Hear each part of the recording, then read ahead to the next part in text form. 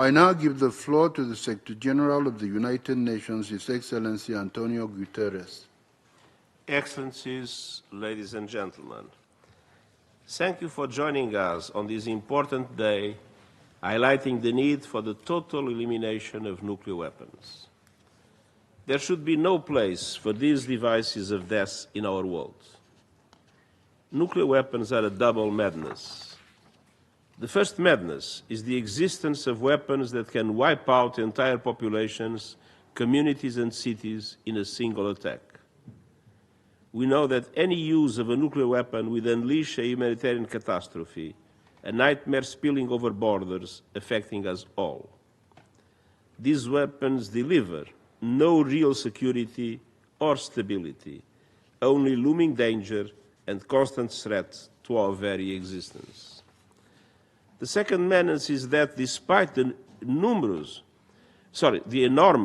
and existential risks these weapons pose to humanity, we are no closer to eliminating them than we were 10 years ago. In fact, we are heading in the wrong direction entirely. Not since the worst days of the Cold War has the spectre of nuclear weapons cast such a dark shadow.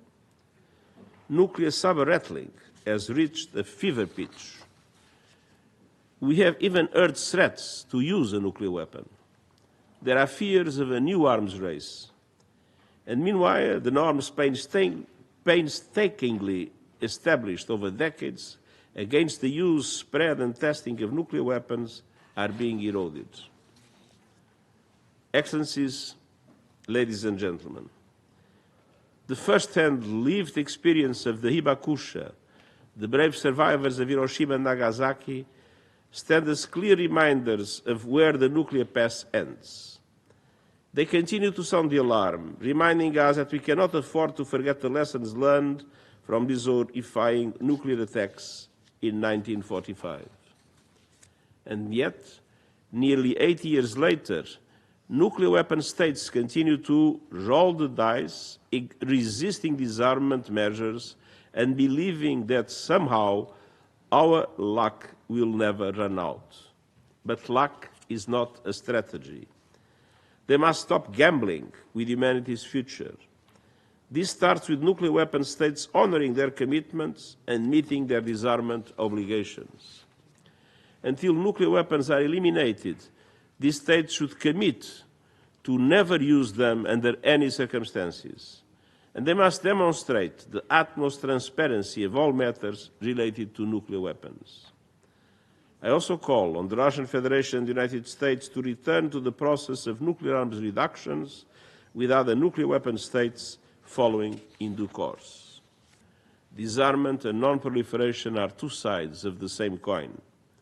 Progress in one spurs progress in the other. States must pursue both as a matter of urgency. Just days ago, the Summit of the Future and the Pact for the Future that emerged resulted in a new global commitment to revitalize the global disarmament regime and bring our world closer to our goal of total elimination of nuclear weapons. This goal is supported by the vast majority of member states, including through the General Assembly's first ever resolution in 1946 calling for nuclear disarmament. The time has come to take steps to ensure that the nuclear weapon is never used again. Excellencies, ladies and gentlemen,